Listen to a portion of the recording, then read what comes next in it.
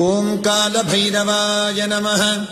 देवराजसेव्यमानपावनाद्रिपङ्कजम् व्यालयज्ञसूत्रमिन्दुशेखरम् कृपाकरम् नारदादियोगिवृन्दवन्दितम् दिगम्बरम् काशिकापुराधिनाथकालभैरवम् भजे।